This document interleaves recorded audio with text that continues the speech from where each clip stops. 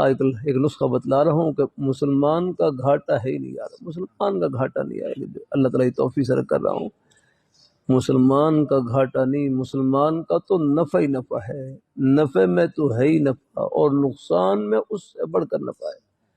بس اللہ تعالیٰ صبر کی توفیق، دعا کی توفیق، اپنے سیدھے رستے پر چلنے کی توفیق عطا فرما دے، پھر یہ نقصان بھی پتہ نہیں آخرت کتنے نفع سے بھرا ہوا ہے۔ الحمدللہ میرے اوپر بھی اثر ہوتا ہے، حالات کا اثر ہوتا ہے، یہ نہیں کرا ہے، کوئی پریشانی خبر سنتا ہوں میں ہی متاثر ہوتا ہوں، کوئی پیالی بھی ٹوٹ جائے میرے اوپر بھی اثر ہو گیا کرنا،